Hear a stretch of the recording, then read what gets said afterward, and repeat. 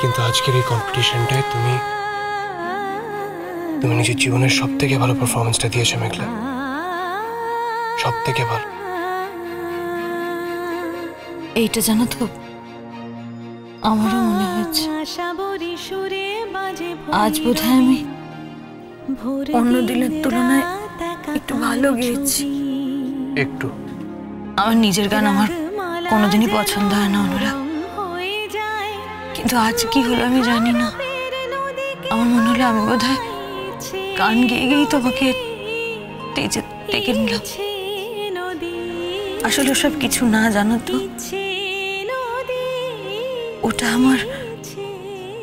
ওটা আমার বিশ্বাস,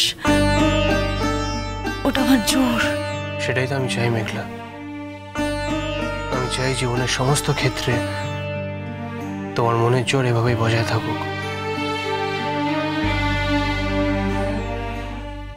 তুমি দেখো, এই কেসটা খুব তাড়াতাড়ি শেষ হয়ে যাবে মেঘলা। জয় আমাদেরই হবে মেঘলা। আমি তোমাকে কারোর কাছে হারতে দেব না। আমি প্রত্যেকটা মুহূর্তে তোমার পাশে থাকবো। তুমি দেখো, তোমার স্বামীর অহংকারে, আমার অহংকারে তুমি নিজের সারা জীবন কাটাবে, সেই চেষ্টাই আমি করব। কাগজে আমার ব্যাপারে নানান জিনিস লেখা হচ্ছে, বাইরের লোকেদের সামনে হয়তো আমার মাথায় হেট হয়ে গেল, কিন্তু অন্তত তোমার সামনে তো হচ্ছে না মেঘলা। সারা পৃথিবী আমাকে ভুল বুঝুক মেঘলা, কিন্তু তুমি আমাকে ভুল বুঝো না প্লিজ। তুমি আমাকে ঠিক বুঝো মেঘলা, তাহলে আমার জীবনে কোনো আক্ষেপ থাকবে না। এদিকে তুমি যদি আমাকে ভুল বুঝো, তখন সারা পৃথিবী আমাকে ঠিক বুঝলো, আমার জীবনের আমার নিজের কাছে আর কোনো দাম থাকবে না মেঘলা। সেটুকু তো তুমি বোঝো না অনুরাগ, আজ আমার আর কোনো ভুল বোঝাবুঝি নেই। সব ভুল বোঝাবুঝি শেষ হয়ে গেছে। তোমাকে আমি আর কোনোদিনও ভুল বুঝবো না।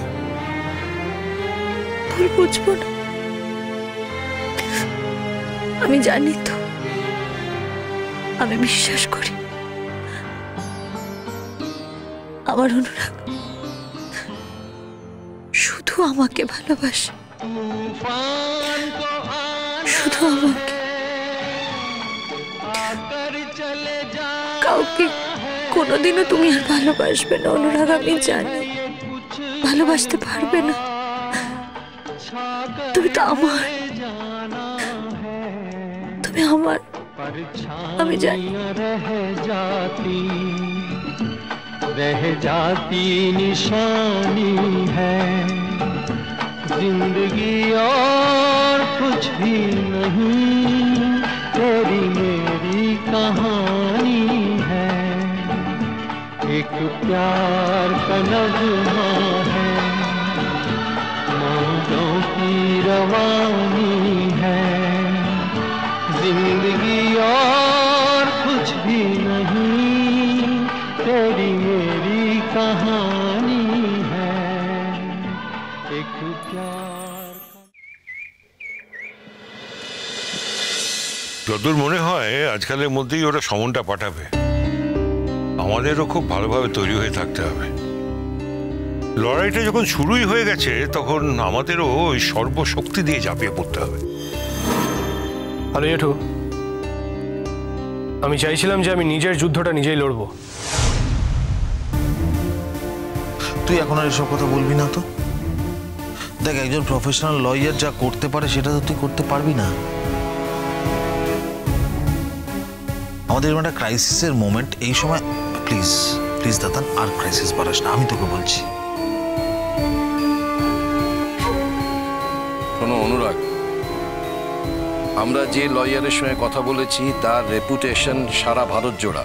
অনেক কঠিন কেস উনি জিতেছেন। এমন কথাও আছে যে উনি নাকি হেরে যাওয়া কেসও নাকি জিতে যান।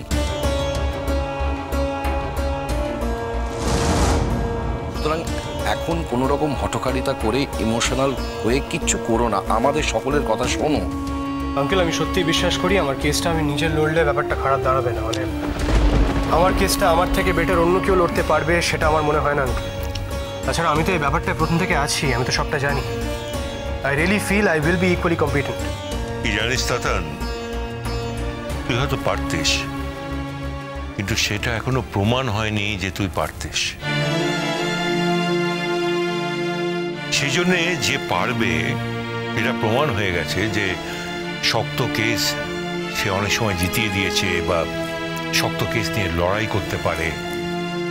এখন এই ক্রাইসিসের টাইমে আমরা কিন্তু শুধু তার কথাই ভাবছি। আজ সন্ধ্যেবেলা তার সঙ্গে আমরা একটা অ্যাপয়েন্টমেন্ট করে নিয়েছি, মানে কবে সমন আসবে তারপর আমরা তার কাছে যাব, এগুলো না করে বরঞ্চ আমরা গোড়াতেই গিয়ে আমাদের কথাগুলো যাতে বলে রাখতে পারি তার ব্যবস্থা করে এসেছি। ভাবি দেখো, ও বারবার নানান রকম কথাবার্তা বলছে। ও খালি বলছে ওই কেসটা লড়তে চায়। ও আমাকে অনেকবার বলেছে এই কথাটা। আমি তো কিছুতেই ওকে বুঝিয়ে উঠতে পারছি না। আসলে ওর খুব ইগোতে লাগছে। ওর বারবার মনে হচ্ছে যে ও দাঁড়িয়ে থাকবে আর ওর হয়ে অন্য কেউ কেস লড়বে, এটাও মেনে নিতে পারবে না। কিন্তু ভাবি তোমরা সবাই মিলে ওকে একটু বোঝাও না, যাতে ও তোমাদের আনা লয়ারকে কেসটা লড়তে দেয়। আমার তো কোনো কথাই শুনছে না। আরে আমরা কি জন্য আছি মেঘলা মা?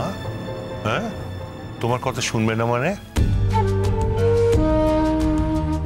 আমি ওকে অর্ডার করছি সারা জীবন তোমার কথা শুনে চলবে।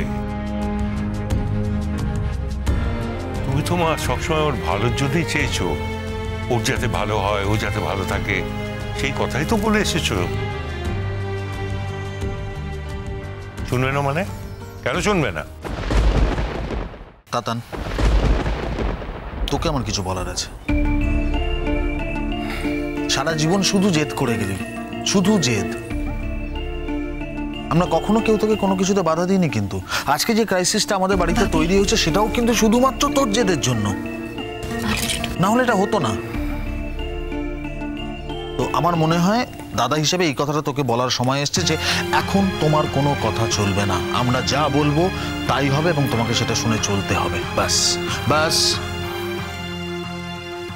চা।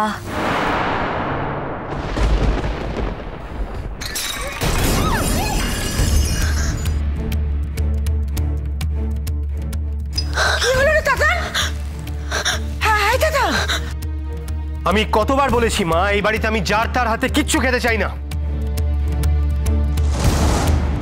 আমি মানলাম এই বাড়িটা আমার একার নয়। এ বাড়িতে কে থাকবে কে থাকবে না সেটা আমি একা ডিসাইড করতে পারি না। কিন্তু আমার জীবনে কে আমায় খেতে দেবে, কার হাতে আমি খাবো কার হাতে আমি খাবো না, সেটা ডিসাইড করার পুরো রাইট আমার আছে। মেঘলা, তুমি কি আমাকে এক কাপ চা করে দিতে পারবে প্লিজ? আমি বুঝতে পারিনি ছোট মাসি, আমি তো সবার জন্য চাটা করে এনেছিলাম, তাই ওর জন্য আমি বুঝতে পারিনি ও আমাকে এতটা ঘৃণা করে। ও এইভাবে চাটা ফেলে দেবে আমি বুঝতে পারিনি, তাহলে আমি সত্যি নিয়ে আসতাম না। আমি আজই পিকলুকে বলবো যাতে ও এখানে আমাকে আর একটা দিনের জন্য না রাখে। শোনো তিথি, তুমি জানতে না যে ও তোমাকে ঘৃণা করে? শুধু ও কেন, এবারে সবাই যে তোমাকে ঘৃণা করে এটা তুমি জানতে না? এটা এই কথাটা আমাকে বিশ্বাস করতে হবে? সবার কথা ছেড়ে দাও, আমি তো তোমার বাবা। আমার কোন বাবা তার মেয়েকে ত্যায্য কন্যা করতে পারে, কতটা ঘৃণা করলে করতে পারে, এটা তুমি জানতে না? তুমি আমাকে বোঝাতে চাইছো যে যে যে ও তোমাকে ঘৃণা করে সেটা তুমি জানতে না?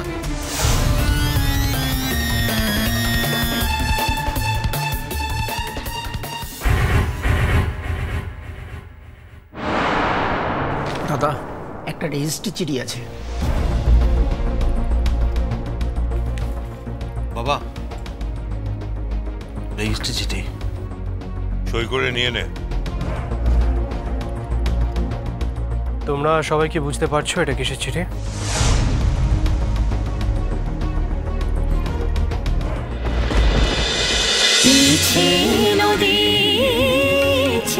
নদী